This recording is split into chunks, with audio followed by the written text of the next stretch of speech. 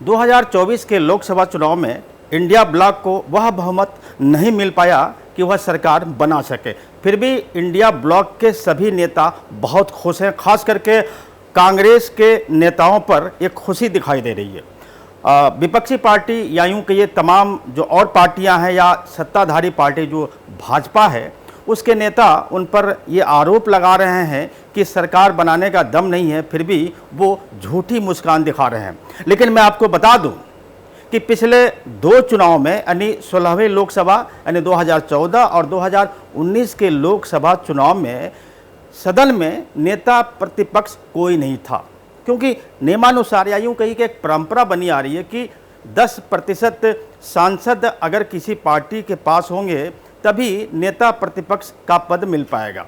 और 2014 और 2019 में विपक्ष के किसी भी पार्टी के पास इतनी संख्या नहीं थी। अब नेता प्रतिपक्ष का पद कितना महत्वपूर्ण होता है, तरह तरह के जो संवैधानिक पदों पर जो नियुक्तियां होती हैं उसमें नेता प्रतिपक्ष की अहम भूमिका होती है।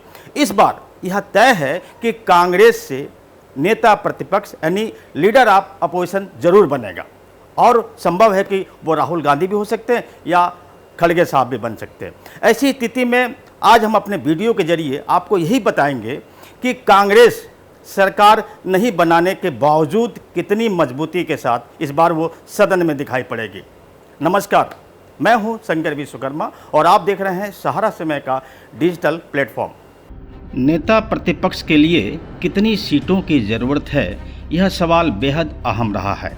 इस बार कांग्रेस को करीब 100 सीटें मिली हैं। इस बार नेता प्रतिपक्ष का पद लोकसभा में कांग्रेस के संसदीय दल के नेता को मिलेगा। पिछले दो लोकसभा में कांग्रेस 55 सीटों से पीछे रह गई थी। इस कारण उन्हें नेता प्रतिपक्ष का दर्जा नहीं मिल पाया था। नेता प्रतिपक्ष के लिए कुल सीटों की संख्या का 10% होना कितना अहम है और यह नियम कब बना, आपको बताते हैं विस्तार से। कानून के जानकारों का कहना है कि सरकार के विरोधी दलों में सबसे बड़ी पार्टी के नेता को विरोधी दल के नेता का दर्जा मिलता है। इस बारे में हालांकि यह बात चलन में है कि नेता प्रतिपक्ष बनने के लिए सबसे बड़े विरोधी दल को कम से कम कुल सीटों का 10% यानी 55 सीटें चाहिए। संसदीय एक्ट 1977 में नेता प्रतिपक्ष के वेतन भत्ते आदि को परिभाषित किया गया है। एक्ट की धारा 2 में नेता प्रतिपक्ष को परिभाषित किया गया है। इसके तहत कहा गया है कि नेता प्रतिपक्ष विरोधी दल का नेता होता है और लोकसभा में जिस विपक्षी दल की संख्या सबसे ज़्यादा होती है उसके नेता को नेता प्रतिपक्ष के तौर पर लोकसभा के स्पीकर मान्यता देते हैं। इस एक्ट में कहीं नहीं लिखा हुआ है कि नेता प्रतिपक्ष के लिए कुल सीटों की संख्या 10% यानी 55 सीटें चाहिए। दरअसल नेता प्रतिपक्ष के मामले में यह चलन हो गया है कि कुल सीटों की संख्या का 10% होना चाहिए। पहले आम चुनाव के बाद स्पीकर ने गाइडलाइंस बनाई थी और कहा था कि नेता प्रतिपक्ष के लिए 10% संख्या होना चाहिए और यह कोरम के बराबर मान लिया गया। कोरम के लिए भी 10% नंबर होना चाहिए। 1977 के एक्ट के बाद जो परिभाषा तय हुई उसमें इसकी अनिवार्यता नहीं रही, लेकिन फिर भी यह चलन में है और 10% सीटें नहीं मिलने के कारण पिछले 2 लोकसभा कार्यकाल में कांग्रेस को लोकसभा में उनके नेता को नेता प्रतिपक्ष का दर्जा नहीं मिल पाया था। नेता प्रतिपक्ष का मामला बेहद पुराना है। 1952 में पहले आम चुनाव के बाद लोकसभा का गठन हुआ और तब 10% सीटें मिलने के बाद नेता प्रतिपक्ष का दर्जा दिए जाने का नियम आया था। इसके लिए तत्कालीन लोकसभा अध्यक्ष जीबी मावलंकर ने ऑर्डर नंबर 120/123 के तहत नियम तय कर दिया था कि नेता प्रतिपक्ष के लिए 10% सीटें चाहिए। लेकिन इसके बाद 1977 में जब कानून बनाया गया तब उक्त निर्देश की अहमियत नहीं रह गई थी।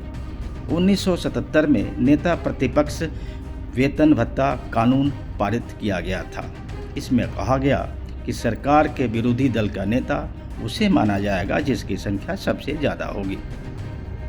लेकिन 16वीं लोकसभा में कांग्रेस को जब 44 सीटें आई, तब लोकसभा की तत्कालीन स्पीकर सुमित्रा महाजन ने लोकसभा में कांग्रेस के नेता को नेता प्रतिपक्ष का दर्जा देने से इनकार कर दिया था। इसके लिए स्पीकर ने अटॉर्नी जनरल से सलाह ली थी। अटॉर्नी जनरल ने 1977 के कानून का परीक्षण किया और फिर अपना ओपिनियन देते हुए कहा कि विरोधी दल को नेता प्रतिपक्ष का दर्जा देने का मामला संसद में नेता प्रतिपक्ष वेतन भत्ता कानून के दायरे में नहीं आता है, और यह भी कहा गया था कि यह दर्जा देने का अधिकार लोकसभा स्पीकर के पास है। इसके बाद लोकसभा में कांग्रेस के नेता को नेता प्रतिपक्ष का दर्जा नहीं मिला और यही हाल 17वीं लोकसभा में भी रहा, और तब कांग्रेस ने 52 सीटें होने के कारण नेता प्रतिपक्ष का दावा पेश नहीं किया था। वैसे कानून की व्याख्या अपनी जगह है। इस बार उस बहस का मतलब इसलिए नहीं रह गया क्योंकि कांग्रेस का आंकड़ा 55 सीटों से काफ़ी आगे निकल चुका है, लेकिन इस बार कांग्रेस 100 के आसपास पहुंच चुकी है। ऐसे में उनके नेता को लोकसभा में नेता प्रतिपक्ष का पद भी मिलेगा और उसके बाद वह मजबूती से सदन में अपनी बात भी रख पाएंगे। साथ ही तमाम कमेटी जिसमें नेता प्रतिपक्ष मेंबर होते हैं उसमें उनके नेता रहेंगे और रचनात्मक भूमिका ठोस तरीके से निभा पाएंगे। सीबीआई डायरेक्टर की नियुक्ति के लिए बनाए गए कॉलेजियम हो या फिर चुनाव आयुक्त और मुख्य चुनाव आयोग की नियुक्ति या फिर लोकायुक्त की नियुक्ति के लिए जो कमेटी बनाई जाती है, हाई पावर कमेटी, उसमें विपक्ष की आवाज़ मुखर होगी क्योंकि उन तमाम कमेटियों में पीएम के साथ नेता प्रतिपक्ष भी होंगे और नेता प्रतिपक्ष की वोटिंग अहम साबित होगी। यहाँ एक बात और बता दें कि लोकसभा में नेता प्रतिपक्ष का पद कैबिनेट मंत्री के बराबर होता है। यह पद काफ़ी अहम माना जाता है। इस पद पर बैठे व्यक्ति का केंद्रीय मंत्री के बराबर वेतन, भत्ते और अन्य सुविधाएं मिलती हैं। जानकारी के मुताबिक नेता प्रतिपक्ष को प्रति माह 3-3.25 लाख रुपये की सैलरी मिलती है। इसके अलावा कैबिनेट मंत्री को मिलने वाले आवास के स्तर का बंगला, ड्राइवर समेत एक कार मिलती है। इसके अलावा नेता प्रतिपक्ष को लगभग 14 स्टाफ मिलते हैं जिसका खर्च सरकार वहन करती है। संसद भवन के अलावा भी कई महत्वपूर्ण विषयों पर नेता प्रतिपक्ष प्रधानमंत्री के साथ बैठक करते हैं और विचार विमर्श करते हैं।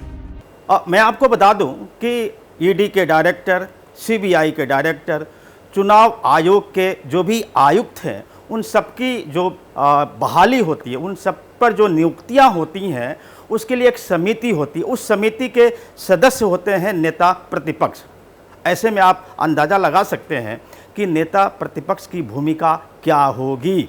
अब इस बार एनडीए सरकार, बीजेपी नेतृत्व वाली एनडीए सरकार सीबीआई के डायरेक्टर की, ईडी के डायरेक्टर की, आईबी के डायरेक्टर की या तमाम ऐसे जो संवैधानिक पद हैं, वो अपनी मर्जी के मुताबिक उस पद पर किसी अधिकारी को नहीं बैठा पाएगी।